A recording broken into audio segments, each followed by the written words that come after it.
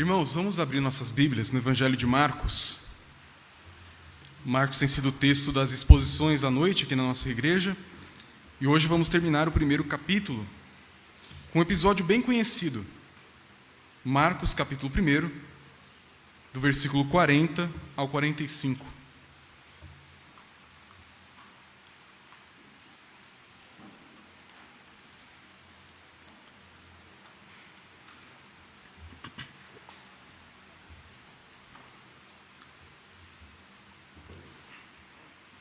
Assim nos diz a palavra do Senhor. Aproximou-se dele um leproso, rogando-lhe de joelhos: Se quiserdes, podes purificar-me. Jesus, profundamente compadecido, estendeu a mão, tocou-lhe e disse: Quero, fica limpo. No mesmo instante, lhe desapareceu a lepra e ficou limpo. Fazendo-lhe então veemente advertência, logo o despediu e lhe disse: Olha, não digas nada a ninguém, mas vai, mostra-te ao sacerdote e oferece pela tua purificação o que Moisés determinou para servir de testemunho ao povo. Mas, tendo ele saído, entrou a propalar muitas coisas e a divulgar a notícia a ponto de não mais poder Jesus entrar publicamente em qualquer cidade, mas permanecia fora, em lugares ermos, e de toda parte vinham ter com ele. Vamos orar mais uma vez. Senhor, nós queremos te pedir que nesse momento, Senhor, abra os nossos olhos para que possamos contemplar a beleza de Cristo, que nós possamos olhar para a compaixão de nosso Senhor Jesus, o seu poder, a sua santidade, e que isso venha a ter profundo impacto em nossa vida. É o que nós pedimos em nome de Jesus. Amém. Se os irmãos se lembram bem, semana passada nós vimos um dia na vida de Cristo. No capítulo 1, do versículo 21 até o versículo 39, nós vimos um dia inteiro da vida de Cristo, num sábado, no qual ele entrou numa sinagoga, expulsou um demônio, na hora do almoço curou a sogra de Pedro, e no cair da tarde ele curou uma multidão de pessoas e expulsou demônios delas também. Nesse texto, nós encontramos agora um relato quase que isolado. Em Marcos ele fica meio que solto aqui dentro de várias narrativas, mas como que concluindo toda essa grande obra de Jesus, enquanto ele ainda tem paz. Veremos a partir da semana que vem que o trabalho de Cristo, a sua missão, vai ficar cada vez mais difícil, com a oposição dos líderes religiosos, com as perseguições que vão acontecer. Mas Marcos quer terminar esse primeiro bloco do seu evangelho mostrando quem é Jesus diante dos problemas que afetam a humanidade. Por isso aqui no texto nós vamos olhar 3 momentos diferentes. Primeiro vamos entender quem é esse leproso, entender quem é Cristo e entender qual que é o nosso papel diante disso na proclamação do evangelho. O texto começa dizendo, no versículo 40, quem é esse personagem que aparece nessa história. O versículo 40 diz o seguinte: Aproximou-se dele um leproso, rogando-lhe de joelhos: Se quiserdes, podes purificar-me. Esse personagem aqui, sem nome, como muitos outros que aparecem na história de Marcos, é um personagem estranho para nós. Estranho não somente porque nós não sabemos exatamente quem ele era, não sabemos sua família, sua origem nem nada, mas sabemos algo sobre ele que é muito importante para entender o peso dessa história. O texto diz que ele era um leproso. A palavra lá para leproso, ela pode ser muitas variações de doenças de pele, não necessariamente a hanseníase, que hoje, graças a Deus, temos uma maneira de tratar, mas eram doenças de pele que tornavam você impuro cerimonialmente, provocavam toda uma série de desdobramentos da sua vida que impediam o seu convívio em sociedade. Se nós pensássemos em alguém, no caso mais específico da hanseníase, o que seria uma possibilidade naquela época, esse homem então, possivelmente aqui, já um homem adulto, teria talvez as extremidades do seu corpo já corroídos pela doença. Teria perdido a sensibilidade, boa parte do seu corpo. Ele teria seu corpo coberto de chagas e dores e feridas abertas que não cicatrizam mais. Ele andaria, aos olhos de muitos naquela época, como um morto-vivo. Um homem ensanguentado, um homem sem partes do seu corpo, um homem sem sensibilidade, um homem com dores constantes e um homem ignorado por todos. Por conta da lei de Moisés, lá em Levítico capítulo 13, e o que acontece em sequência, nós temos ali várias restrições para pessoas com esse tipo de condição. Pessoas com lepra ou com alguma variação de doença de pele explícita como aquelas, deveriam ficar à parte da sociedade, até que fosse tratada, até que fosse curada. Muitos casos era realmente tratado e curado, mas tinha um caso em que isso não acontecia. Haviam casos, como o caso da hanseníase na época, que ainda não havia tratamento, em que a pessoa ficaria a vida inteira, quanto aquela vida durasse, afastada do convívio das pessoas. E a pessoa ficava afastada de sua família, afastada de seus amigos, afastado de todos aqueles que faziam parte do seu ambiente, e passava a morar então fora do arraial, numa tenda isolada, talvez com outros leprosos também. E naquela condição de isolamento social, a pessoa vivia, e se por algum motivo ela tivesse que entrar na cidade para comprar comida, para de alguma forma conseguir algum benefício, ela tinha que ficar gritando para todos que passavam por perto: impuro, impuro, para que ninguém encostasse nele, para que ninguém tocasse nele, tivesse o risco de relar, mesmo que de leve, na roupa que aquela pessoa utilizava. Porque não somente a pessoa era impura, mas tudo aquilo que tocava nela. A sua roupa era impura, a esteira em que ela dormia era impura, a sua tenda era impura, tudo que ela tinha era impuro. E antes de a gente voltar aqui para o texto, é importante que você entenda o que é impureza. Eu, por muito tempo, li os textos sobre impureza nos evangelhos e pensava que impureza era pecado. Mas não é necessariamente isso. Se você fez uma leitura atenta em algum momento do Antigo Testamento, você deve se lembrar que existiam várias condições pelas quais a pessoa se tornava impura. Uma bem ordinária e inescapável para as mulheres: a menstruação. Se uma mulher menstruasse, ela ficaria impura por um período determinado. Se um homem tivesse contato com uma pessoa falecida, seja um seu parente querido ou alguém que ele encontrou morto em algum campo, só de encostar naquela pessoa, ele também ficaria impuro. Deus não está falando que uma mulher menstruar, ou você tocar nos seus pais que faleceram para poder dar um sepultamento digno para ele, é pecado. A impureza não é pecado. A impureza é um recurso que Deus utilizou em todo o Antigo Testamento para mostrar os efeitos da queda. Mostrar que existe um cuidado que nós devemos ter ao aproximar de Deus. Porque tanto a menstruação, o derramamento de sangue, como o cuidado de um morto, a morte, envolviam símbolos que mostravam os efeitos da queda. O derramamento de sangue, as dores, a cólica que a mulher sentia, mostravam os efeitos da queda nesse mundo. A morte de um ente querido que você teria que tocar para cuidar dele, mostra: o mundo está quebrado, pessoas morrem, não era para ser assim. Quando você olha, por exemplo, para vários outros aspectos da pureza e da impureza, você encontra ali não uma lei que taxa pessoas em pecadoras, miseráveis ou impuras, mas mostra para nós que aquelas pessoas estavam em uma situação na qual elas deveriam lembrar: esse mundo está quebrado, esse mundo está disfuncional, e a maneira na qual eu estou vivendo agora, a situação na qual eu estou, mostra para mim que eu preciso de uma purificação. Mostra para mim que não é o normal, não é a situação normal que isso continue acontecendo. Por isso, meus irmãos, a pureza e impureza não era uma questão de pecado, mas era um lembrete constante para nós não nos acostumarmos com esse mundo caído, não nos acostumarmos com a desordem que entrou no mundo a partir de Gênesis 3. Por isso esse homem, um leproso que por consequência das suas dores teria sangramentos constantes, teria dores, teria várias dificuldades para sobreviver, ele era considerado impuro. Não porque Deus discriminava aquelas pessoas ou porque ele queria causar-lhes algum tipo de mal, mas era necessário que aquilo acontecesse primeiro para que a doença não se espalhasse naquela época, mas também para que o povo sempre lembrasse: existe uma desordem no mundo e nós não podemos acostumar com ela, nem o leproso e nem a sociedade. E nesse contexto, então, tão complicado, encontramos esse homem.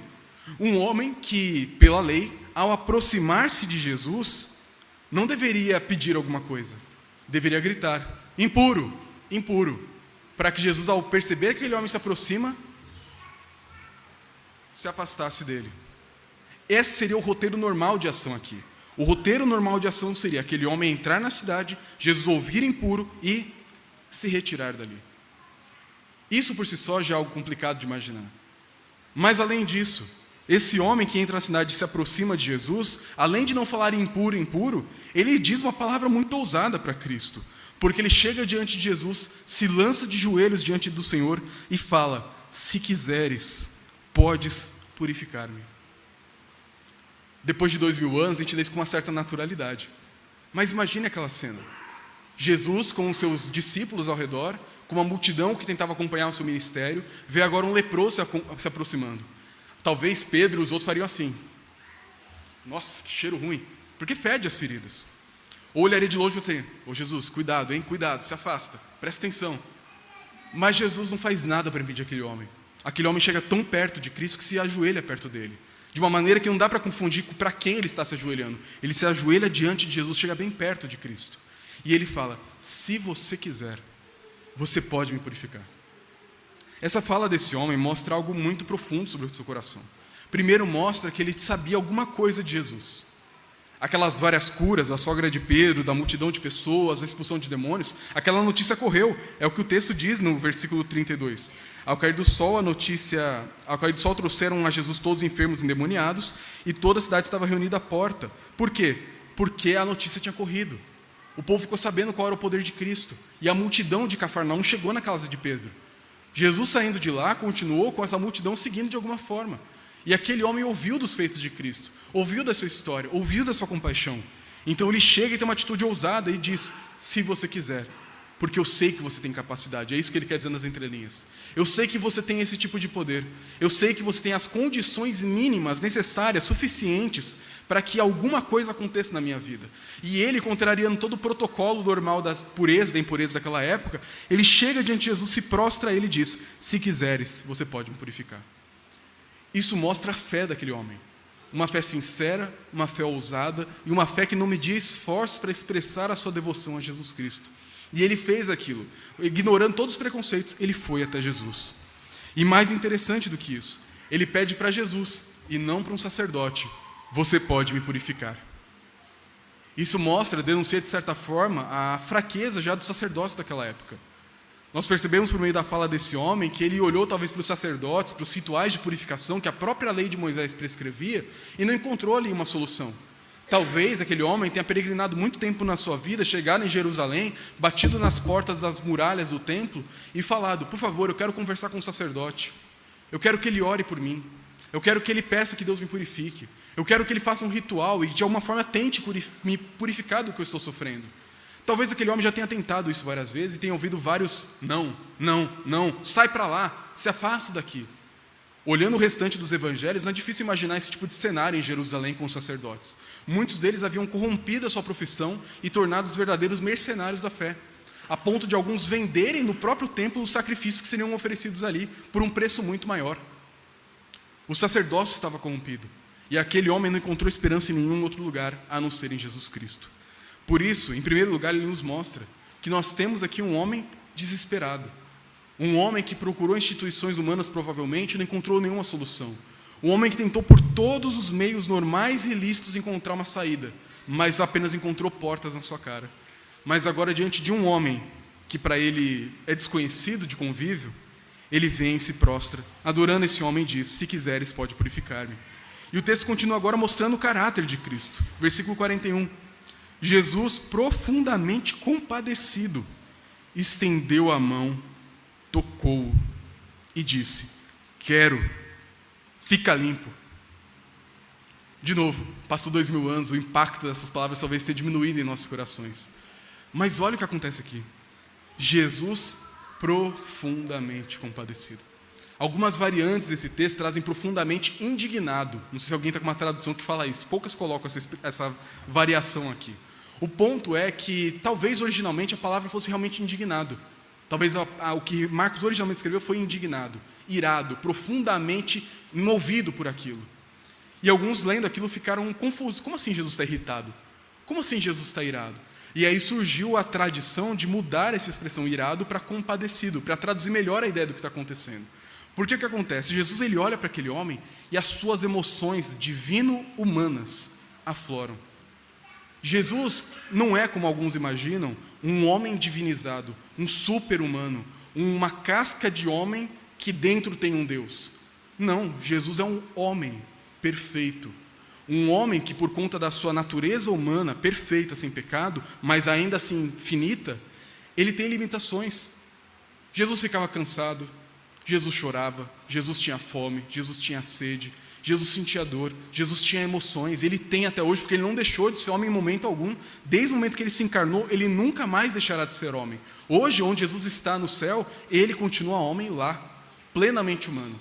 E esse Jesus plenamente humano, carregado, imbuído de emoções santas, olha para aquela situação e sente profundas emoções. Seja para o lado da indignação, ou seja para o lado da profunda compaixão, a ideia aqui é que Jesus olhou para aquela situação e aquilo mexeu profundamente com ele. Para o time que diz que realmente era indignação, é possivelmente indignação com o sistema religioso da época. Indignação com os efeitos do pecado no mundo. Jesus olha para aquele homem naquela situação de miséria e não aceita aquilo. Ele sabe da situação daquele homem, afinal de contas ele é o criador de tudo. Mas ele olha para as mazelas, para o sofrimento humano, e aquilo mexe com ele. Para o lado que entende a questão da compaixão puramente, não exclui a outra, mas mostra um Jesus que olha para aquele homem e quase que não consegue se conter. É claro que Jesus tem pleno domínio de si, mas aquilo mexe tão profundamente com ele, que ao olhar para aquele homem ajoelhado, talvez com lágrimas, com um monte de gente fazendo cara feia para ele, abrindo uma roda, porque ninguém quer chegar perto daquele homem com mau cheiro, Jesus olha para aquele homem e mexe com ele. Antes de olhar o que Jesus faz com aquele homem, que vocês já leram, já sabem o que acontece, eu quero que você pense nas emoções de Cristo. Nós temos um Deus com emoções. Emoções santas, emoções perfeitas e emoções não manipuláveis. Não podemos manipular o Senhor, mas o nosso Deus tem emoções.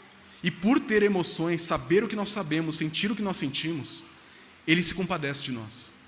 O autor aos Hebreus, que nós lemos agora há pouco, no capítulo 4, diz: nós não temos um sumo sacerdote que não pode se compadecer de nós, porque ele sabe exatamente o que é passar pelo que nós passamos. Diferente dos sacerdotes da época, que talvez bateram a porta na cara desse homem, Jesus é um sumo sacerdote perfeito. Ele olha para o seu pecado e não te odeia. Ele olha para sua mazela, seus sofrimentos, suas doenças e não te julga. Ele olha para você com profunda compaixão se você vem até Ele com fé. Eu, por muito tempo, disse uma frase que virou meio que um jargão no meio reformado, que a gente sempre ouve, né? Deus ama o pecador e odeia o pecado.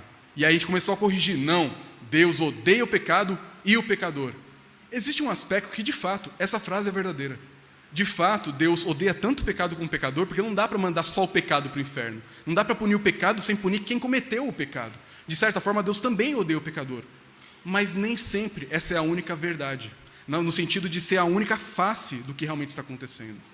Se você é um cristão, se você é filho de Deus, Deus te ama, apesar de você ser pecador. Se você está em Cristo, unido a Jesus pela fé, existe um outro lado dessa moeda. Um lado no qual, sim, Deus ama o pecador e odeia o pecado. Se você crê em Jesus como esse homem creu a ponto de se prostrar e negar tudo na realidade que te cerca, para ter um contato com Cristo, se você se prostrar diante dele com fé, Ele vai te amar, ainda que odeie tudo aquilo que destruiu a sua vida, por culpa sua, por culpa de Adão ou por culpa desse mundo. Nós temos um Senhor que tem profunda compaixão de nós, apesar dos nossos erros, apesar da nossa inclinação para todo o mal. Jesus olha para você quando você pede perdão pelos seus pecados, não como um Senhor severo que fica assim, de novo, hein? Parece que não aprende. Jesus não olha para a gente assim, Ele olha com compaixão. Quando você vem para Ele com lágrimas nos olhos e fala assim: Pai, eu não aguento mais, eu não quero mais fazer isso de novo. Eu falei que era a última vez, e falei que era a última vez, e foram 30 últimas vezes, e eu estou aqui de novo, Senhor, tem misericórdia de mim. Por conta, talvez, de alguns vícios que nós temos de imaginação, tendemos a pensar naquele Senhor severo. Mas a Bíblia nos mostra, para aqueles que têm fé em Jesus Cristo, que nós temos um Pai que, como Pai do filho pródigo, corre, levanta suas vestes, passando vergonha, talvez, naquela situação, vem ao nosso encontro, nos abraça e fala: calma, filho. Eu vou te dar roupas novas, eu vou te dar um anel, você é meu filho novamente. O nosso Deus é um Deus de compaixão, um Deus de segundas chances. Quando você vem para Ele quebrantado como esse homem, Ele sente profundas compaixões por você. Jesus tem empatia por nós. Ele olha para você com misericórdia. Quando você não está lidando com uma questão de pecado, mas de fraqueza do próprio corpo, doenças, limitações da própria idade, limitações físicas, mentais, talvez que nós tenhamos, distúrbios que nós temos um Senhor que nos entende, que nos ama do mesmo jeito.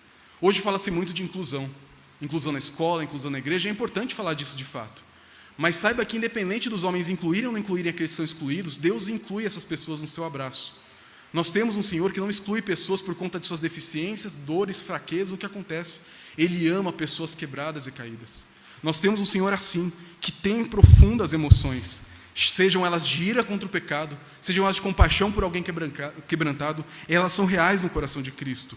E Jesus, então, com essas emoções afloradas dentro do seu coração santo e divino, estende a mão e toca naquele homem. Toca e fala: quero, fica limpo. Talvez esse homem, por muito tempo, falaria para as pessoas: impuro, impuro, e ouvia um monte: sai para lá, pelo amor de Deus. Quando é que esse homem vai resolver essas coisas de outro jeito e fica aqui entrando na nossa cidade toda hora? Tem que ficar incomodando a gente. Pelo amor de Deus, vai tomar um banho, vai se tratar. Palavras duras, exclusão social. mas agora diante do santo Senhor do universo, que lemos no Salmo 99, que é tão santo, que diante dos homens mais santos eles parecem profundos pecadores, esse Deus profundamente santo diz as primeiras palavras doces que talvez esse homem não ouvia em muito tempo: eu quero, fica limpo. A minha vontade está alinhada com a sua. Eu quero cuidar de você. Eu quero tratar de você. E eu quero purificar você, para que a sua história agora mude. Você não seja mais alguém impuro, alguém excluído, mas alguém agora incluído. Não só em Jerusalém, não só em Israel, mas no seio do Senhor. Nós temos um Deus com profundas compaixões. E a compaixão de Jesus não é apenas de palavra, ele encosta. Naquela época, se você encostasse em alguém impuro, seja, como a gente falou no começo, uma pessoa menstruada, um cadáver, ou, por exemplo, aqui um leproso, o simples fato de você encostar na roupa ou na pessoa te tornava impuro. E você teria que fazer toda uma lavagem de purificação, todo um ritual para então ficar puro novamente. Jesus, aos olhos humanos, nesse momento ficou impuro. Mas na hora que ele toca naquele homem, não é a pureza que contagia, a impureza que contagia, mas a pureza de Jesus que transmite para aquele homem. Acontece um caminho inverso. Naquela hora, a maldade, os efeitos da queda nesse mundo derramados sobre aquele homem não contaminam Jesus, mas a pureza e o poder de Cristo, o amor dele, contamina aquele homem para o bem. É uma pura contaminação. E nessa pura contaminação, aquele homem agora se torna uma nova pessoa, porque o versículo 42 fala: no mesmo instante, exatamente naquele momento, não houve um longo processo, naquele instante, lhe desapareceu a lepra e ficou limpo. Eu não consigo imaginar exatamente a situação, porque a gente não sabe exatamente o que aquele homem perdeu por conta da lepra. Mas imagina a pele vermelha, inchada, cheia de manchas, cheia de cascas pelo corpo todo, talvez sem a ponta de alguns dos dedos, ponta da orelha, ponta do nariz, um pedaço do lábio. Uma pessoa toda destruída pela doença, pelos efeitos do pecado nesse mundo, agora tendo todo o seu corpo restaurado. Partes do seu corpo crescendo, o mau cheiro cessando, uma pele ficando limpa como a de um bebê, quando na verdade ela passou décadas e décadas podre e asquerosa para a sociedade. Aquele homem naquele momento recebeu a purificação completa da sua vida. Só que o que acontece com ele não é apenas externo, não é apenas agora que pronto, estou puro pela lei, portanto que Jesus vai tratar disso depois, mas agora a pureza de Cristo infectou aquele homem para o bem, e a partir daquele momento ele já é puro. Puro, não somente diante dos homens, mas puro diante do Senhor. Porque aquele homem que antes tinha vergonha de estar no meio da sociedade, que não podia entrar no templo, não podia adorar com o restante do povo, agora teve o contato direto com o ser mais santo do universo, com o próprio Senhor Jesus. Naquele momento, ele encontrou a pureza máxima. E aquilo mudou a vida daquele homem. E antes da gente continuar, vou reforçar esse ponto. Nós temos pessoas que nós amamos que sofrem às vezes, de doenças, efeitos do pecado, limitações da própria vida, da fragilidade humana. E eu confesso que quando a gente lê textos como esse, a gente fica sempre pensando: Deus, e quando vai ser a minha vez? Às vezes dói ler textos como esse, porque nós lemos histórias de pessoas sendo purificadas e curadas, e às vezes nós não somos purificados e curados hoje. E isso mexe com a gente, isso dói para a gente. Quando eu estava enfrentando o câncer, há uns anos atrás, graças a Deus passou, eu lembro que eu lia passagens como essa e eu ficava assim. Você fica feliz pelo leproso, mas parece, sabe, fica aquele gosto amargo no fundo da boca? Por nós termos uma igreja unida em oração, eu sei de muitas coisas que vocês aqui passam. E como pastor, eu sinto profunda compaixão de vocês, porque eu passei por isso em um momento da minha vida, eu sei como é horrível ler texto como esse às vezes. A gente sente até mal, né? A gente lê um texto como esse e pensa: poxa, era para eu estar feliz, mas eu estou aqui incomodado, porque eu estou passando por algo parecido. E nós temos que lembrar nessa hora, enquanto a nossa cura não vem, se ela vem nessa vida ou se ela vem quando Jesus voltar, ou quando Ele restaurar a nossa vida. Nós não sabemos quando a cura vai acontecer, mas uma coisa a gente sabe: nós temos um Senhor que se compadece de nós. Pode ser que Ele te cure hoje, agora. Pode ser que Ele te cure durante a jornada da sua vida, não sabemos quando. Pode ser que você só tenha a cura quando você morrer e Ele te dá um novo corpo restaurado. Nós não sabemos, não somos uma igreja como algumas por aí que querem prometer coisas que Deus não prometeu garantir agora. Nós temos sim grandes expectativas. Eu tenho grandes expectativas de que Deus pode curar e fazer milagres hoje, aqui e agora. Mas nós não temos as garantias, que por vezes são vendidas e machucam muitas pessoas. Mas uma garantia nós temos. Nós temos um Jesus que sente profunda compaixão de nós. Então, se você está passando por algo que ainda não teve a cura que esse homem teve, saiba que Jesus te ama profundamente. Que quando você chora e pede cura, quando você chora e pede que Ele te sustente, que te fortaleça, no tratamento, na dor, no luto, no que acontece na sua vida, Ele se importa, mais do que qualquer pessoa nesse mundo. Ele sente profunda compaixão. E se ele não fez algo ainda, não é porque ele não te ama. É porque ele tem algum propósito nisso que nós não conhecemos completamente. Mas que ele tem emoções sinceras por você, ele tem. E isso tem que nos consolar, enquanto a cura não vem, enquanto a mudança não acontece. Por isso, sabe aquele nó na garganta que às vezes fica quando a gente lê texto como esse? Eu sei que ele é real, eu já senti ele algumas vezes, e posso vir a sentir no futuro. Lembre que Jesus te ama. E não é uma expressão vazia, é sincero. A sua vida, a sua dor, as suas lágrimas mexem com Cristo. Isso deve impulsionar a sua oração e a nossa oração como comunidade, a nossa esperança de que Ele pode e vai fazer alguma coisa em algum momento da nossa jornada, porque Ele se importa com cada um de nós. Mas continuando o texto, nós temos agora a fala de Jesus para esse homem, explicando como ele deveria lidar com essa pureza.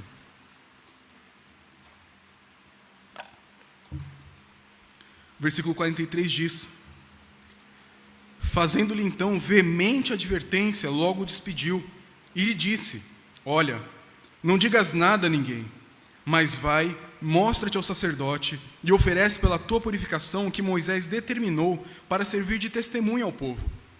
Mas tendo ele saído, entrou a propalar muitas coisas e divulgar a notícia a ponto de não mais poder Jesus entrar publicamente em qualquer cidade, mas permanecia fora, em lugares ermos, desérticos, e de toda a parte vinham ter com ele. Aqui nós temos o pós-milagre. A gente costuma olhar para o momento do ato, mas o que aconteceu depois disso? Uma situação bem estranha, porque Jesus diz para aquele homem algo que para nós seria meio que contraintuitivo. Ele fala para ele: olha, agora que isso aconteceu, e o texto para veemente advertência no original é uma profunda emoção também. Jesus ainda está impactado, ele ainda está movido com aquilo. Ele fala: olha, vou te falar uma coisa muito séria agora. Eu sei que você está emocionado, eu sei que você está feliz, mas existe algo correto a ser feito agora. É importante que você vá até o templo, se apresente para os sacerdotes, mostre o que aconteceu com você e cumpra todo o ritual para servir de testemunho para o povo de que você de fato foi curado. Jesus aqui não está fazendo um combinado tipo assim: vai lá para o templo, hein? Vai lá falar com o sacerdote, hein? Ele está falando sério. A emoção de Jesus aqui mostra uma intensidade muito profunda. Ele fala assim: é para você ir para lá e resolver isso do jeito certo, de acordo com a lei. Mas o que aquele homem faz? E aqui Marcos, os comentaristas concordam que Marcos quer de uma forma muito positiva o que aquele homem faz. É um errado correto, é um errado que a gente entende. Aquele homem fica tão impactado por tudo que Jesus fez que ele não consegue se conter. E no caminho, talvez, para Jerusalém, tentando obedecer Jesus, ele desobedece. E começa a falar para todo mundo: ei, olha só, olha o que aconteceu comigo. E naquela época as cidades eram pequenas e todo mundo conhecia todo mundo. Sabe aquele negócio de mineiro? Você é filho de quem? Aquela era a coisa mais comum na época. Todo mundo sabia quem era filho de todo mundo, neto de todo mundo se conhecia. E aquele homem então, ele levanta e todo mundo ao redor: o quê? E ele fala: foi ele que fez isso comigo. E ele sai por ali: gente, olha o que aconteceu comigo. Todo mundo: o quê? O Marcos? Não acredito. Como assim? Você está de brincadeira? Não, olha. Lembra desse dedo que eu não tinha? Lembra da minha orelha? Está aqui. Todo feliz contando o que aconteceu e mostrando para todo mundo, então impactado pelo milagre, que aquilo mexeu com ele. E ele fez isso e começou a contar para todo mundo. E pelo que deu a entender no texto, ele não foi para o templo. O sacerdote nunca ficou sabendo o que aconteceu, pelo menos não naquele instante. Ele desobedeceu Jesus. Tecnicamente, ele pecou. É estranho pensar assim. Mas Jesus deu uma ordem muito clara para ele. Por que disso? Por que Jesus deu essa ordem, sabendo que isso aconteceria? Pelo mesmo motivo que ele mandava os demônios no texto anterior se calarem, que é o que nós chamamos nos estudos de o segredo messiânico. Jesus não queria que a fama dele corresse por qualquer razão. Ele não queria ficar famoso a qualquer custo, porque Jesus sabia que aquilo atrapalharia a sua missão. Essa não vai ser a primeira vez que Jesus vai falar para pessoas ficarem quietas sobre o que ele fez. Ele falou isso para os demônios no capítulo anterior, na passagem anterior, fala isso para o leproso aqui, e ele fala isso para os próprios discípulos, quando vêm os gloriosos feitos de Cristo. E ele fala: fiquem quietos, vai ter hora para falar, agora não é essa hora. E Jesus diz isso para quê? Porque aquilo atrapalharia seu ministério. Ele conseguiria uma fama, não de um Messias prometido que veio para salvar o povo dos seus pecados, o rei que daria a vida pelo povo, mas ele ficaria conhecido como um milagreiro, como o rei que vai destruir Roma. E infelizmente isso acontece. Lembra quando Jesus entra em Jerusalém, o que o povo faz? O que eles jogam no chão? Suas vestes e folhas de palmeiras, para receber um rei. E de fato Jesus é rei. Ele entra como rei em Jerusalém, mas não é o rei que o povo esperava, porque ele vem montado num jumentinho. Ele entra em Jerusalém não para matar, mas para morrer. Ele entra na cidade para mostrar uma face do Messias que o povo não queria enxergar. E por isso várias vezes Jesus fala, não conta ainda, porque senão isso aconteceria, e veio acontecer. Mas, da maneira como Marcos escreve, é para a gente entender aquele homem. É compreensível a alegria dele, é incompreensível a ação dele. Teve um efeito ruim, é claro. O texto diz que depois que ele falou disso para todo mundo, Jesus não conseguia nem entrar nas cidades. Ele tinha que ficar do lado de fora da cidade, os discípulos entravam e falavam, olha, Jesus está ali na colina tal, se você quiser ouvir o ensino de Cristo, ele vai estar ali amanhã de tal a tal horário. E as multidões vinham lá de fora encontrar Jesus e ali eram atendidas por Cristo por meio do seu ensino, curas, milagres e tudo mais. Atrapalhou o ministério de Cristo? Sim. Foi uma pedra no sapato de Jesus de certa forma? Sim. Ele desobedeceu? Desobedeceu. Mas é um erro compreensível, se a gente pode concordar, acho que até Jesus concordaria. Ele pede isso, mas você entende a mudança de coração, você entende a alegria. Aquele homem, naquele momento, ele teve um problema de timing. Aquela não era a hora de falar, ainda que devesse falar depois. Jesus não falou que depois de ser purificado, ele não poderia contar para todo mundo. Ele queria que aquele homem fosse para o templo, cumprisse a lei e mostrasse para os sacerdotes o que está acontecendo. Mas ele errou o timing e começou a contar antes da hora. Nós hoje não temos esse problema. Na verdade, nós temos um outro problema. Nós já temos total liberdade para falar. Nós já temos a ordem de ir e pregar o Evangelho. E o que a gente faz hoje? Fecha a boca. Vai para a igreja, vai falar com o sacerdote, vai se purificar, se apresentar para o povo que já crê, e é isso. A gente faz o contrário desse homem. E parece que de alguma forma, na nossa cabeça, de alguma forma funciona, que a gente acha que isso é correto, porque a gente continua fazendo. Mas o texto mostra que aquele homem teve um problema de timing, que nós hoje temos para o outro extremo. Hoje, Jesus falou, ide por todo mundo e pregai o Evangelho a toda criatura. Nós devemos agora falar. Por que a gente não faz isso? Eu acredito, com base nesse texto, que um dos principais motivos para isso é porque nós não somos mais impactados por Jesus. Pense na história desse homem, excluído, maltratado, vivendo como morto-vivo na sociedade. É abraçado e acolhido por Jesus. Ouve palavras de amor, é curado e então aceito. Quando ele percebe esse amor, quando ele é tocado por Cristo dessa forma, ele não tem outra reação. É quase que explosivo dentro de si o desejo de falar desse Jesus. Hoje nós não temos muito disso. Por que será? Eu acredito, com base nesse texto, porque nós não nos maravilhamos com Jesus. Jesus virou apenas mais um assunto dos quais a gente sabe falar alguma coisa, a gente se interessa por esse assunto. É quase que um hobby para alguns. Alguns gostam muito de falar de futebol, outros gostam muito de falar de Jesus. Eu acredito em Jesus. Você sabia que a Bíblia tem tantos capítulos e versículos? O livro de Romanos fala isso. E a gente sabe um monte de teologia, um monte de fatos sobre Jesus, um monte de história sobre Jesus, mas como um hobby. Como algo que a gente fala, mas sem a paixão, sem algo que nos move, sem o desejo de compartilhar. Porque virou apenas uma informação sagrada no nosso coração. Não é algo que mexe com a sua vida. Pense se você, esse homem, que foi tocado e purificado da lepra, você não teria vontade de falar para todo mundo? Pense com você não teria vontade de falar com todo mundo se Jesus tocasse em você e curasse a sua lepra? Acredito que sim, né? Se a gente ganha algum bônus, a gente já quer contar para todo mundo. Se a gente acontece uma coisa boa, a gente quer contar para todo mundo. Achei R$5 na rua, a gente quer contar para todo mundo. Sabe por que isso não acontece? Porque a gente não entendeu o que Jesus fez por nós. A lepra, assim como outras situações de impureza no Antigo Testamento, apontavam para os efeitos do pecado no mundo. Para a morte, para a corrupção, para o desvio da ordem natural. O que Jesus veio fazer na cruz? Ele veio resolver o problema que deu origem à lepra. Ele veio resolver o problema que deu origem a toda a impureza que existe no mundo. Quando Jesus vem e morre na cruz em nosso lugar, ele está resolvendo um problema pior do que a lepra. O problema é que a gente não se enxerga assim. Quando a gente fala, eu sou um miserável pecador, a gente fala isso quase com orgulho. E olha como eu sei bem a doutrina, eu sou completamente depravado. Li Romanos certinho. Mas não mexe. A gente não tem compreensão do tamanho do favor de Cristo. Nós antes não devíamos chegar por aí falando impuro, impuro e ficar excluídos da sociedade. Nós, por conta dos nossos pecados, deveríamos ser lançados no inferno, afastados completamente do amor do Senhor. É isso que a gente merecia, não é ficar somente fora da cidade, não é somente fora do contato humano. Nós merecíamos ficar fora do contato amoroso de Deus, na eternidade, no inferno, sofrendo para sempre. É isso que a gente merecia. O problema é que a nossa lepra do pecado ela é invisível. Ela é aceita socialmente. Nós mesmos aceitamos, falamos, é minha personalidade. Quando na verdade é pecado. Nós estamos tão sujos que não percebemos a própria sujeira. E por conta disso, não percebemos a cura que Jesus quer nos ofertar. E por isso a gente não valoriza o que Cristo fez por nós. Você já foi perdoado por Jesus? Você é cristão de fato? Jesus te salvou, de fato, na cruz? Você um dia entregou a vida para Cristo? Pensa nisso. Não sei se você lembra do dia em que isso aconteceu. Eu lembro do dia que eu tive certeza. Foi no acampamento em 2012. No final de 2012. Lá no acampamento da Vila Mariana. Naquele dia eu tive certeza da minha salvação. E daquele dia para frente minha vida mudou.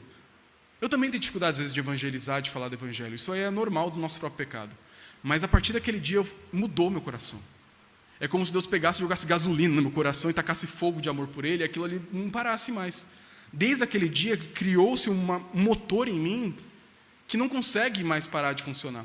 Por mais que o meu pecado tente abafar. Por mais que minha preguiça e egoísmo tente arrefecer esse movimento. Mas existe algo dentro de mim. Eu acredito que dentro de você que de fato é crente. O problema é que às vezes a gente está tão acostumado com a vida do jeito que ela é, com a impureza do nosso próprio pecado, que a gente não se importa mais. A gente arrefece esse movimento.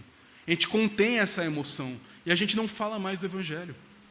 Você pensou nesse primeiro dia? O dia que Deus mudou a sua vida? O que mudou de lá para cá? O caminho deveria ser o contrário. À medida em que a gente cresce em maturidade e em conhecimento do Senhor, é para a gente ter ainda mais gratidão pelo que Ele fez por nós e ainda mais desejo de falar das glórias dEle que cada vez mais a gente conhece. Por isso, não evangelizar é pecado. Não falar de Jesus é pecado. Não é tarefa do pastor, não é tarefa do missionário e não é resolvido porque você contribui financeiramente com missões. Isso é uma maneira de se envolver. Mas todos nós temos o dever de falar do evangelho. Se a gente não fala, das duas, uma. Ou você está com um problema na sua vida que tem que ser tratado, ou você não é crente. Porque se não te move para de alguma forma falar e transpirar isso, é porque você ainda não entendeu o evangelho. Por isso, olha para a atitude desse homem, que talvez nós pudéssemos julgar. Olha aí, ele errou. E nós hoje, que não temos impeditivo nenhum, será que a gente não reconhece o nosso erro? E o que deve ser mudado? Que postura da nossa vida tem que mudar para que nós vivamos de acordo com aquilo que foi apresentado em Jesus? Por isso, para terminar essa mensagem, eu te chamo para duas coisas, para você lembrar dessa mensagem. Em primeiro lugar, lembre da compaixão e do amor de Cristo. Lembre de como Jesus tocou no leproso e tocou em você, que era pior do que aquele leproso. Lembre da compaixão de Cristo, de amar pecadores miseráveis e dar vida por eles. Nós temos um Senhor assim e Ele não mudou até hoje. Ele tem compaixão por cada um de nós. Mas lembre também que isso não pode ser algo apenas para usufruto nosso, pessoal. Tem que ser compartilhado. Tem que ser levado para todo lugar. E então lembre-se disso. Se comprometa a falar da beleza de Cristo. Não por dever, mas por estar tão fascinado por Jesus, tão grato pelo que Ele fez por você, que você então vai agora e transpira, transborda e leva isso para outras pessoas. Nós temos que resgatar nosso amor por Cristo e senso do que Ele fez por nós, para que a gente tenha um testemunho verdadeiro e correto nesse mundo. Vamos orar, nos preparando para a ceia do Senhor? Senhor, nós te agradecemos porque nós temos um Deus, um Senhor Jesus, que se compadece de nós, nos entende, nos ama, sabe as nossas dores, se importa conosco. Mas nós também te pedimos, Senhor, agora que não há impeditivos, nem do Estado, nem do momento, como era o caso daquele homem, que o Senhor nos ajude a honrar esse compromisso que temos contigo. Nos ajuda, Senhor, a olhar para o que Cristo fez por nós e continua fazendo todos os dias e ainda fará, com gratidão no coração. Reacende as chamas da nossa memória, Senhor. Nos faz lembrar daquele amor, daquele perdão, daquela leveza do primeiro dia quando te conhecemos. Do perdão que um dia o Senhor nos deu e que nos trouxe tanta alegria, Senhor. Renova em nós a alegria da tua salvação, para que nós tenhamos um espírito inabalável, um coração profundamente apaixonado por Jesus, que não consegue se conter de falar dele a esse mundo que tanto precisa dele, assim como nós também precisamos. Nos ajuda, Senhor, a amar Jesus, a sermos cada dia mais impactados por o que Ele fez por nós. Nos ajuda a vencer a vergonha, nos ajuda a vencer o nosso comodismo, para que nós possamos ser um testemunho poderoso e que, diferente daquela época, não atrapalha, mas, na verdade, contribui para a expansão do Teu reino. É o que nós te pedimos em nome de Jesus. Amém. Irmãos, nos preparando para a ceia do Senhor, vamos ouvir o trio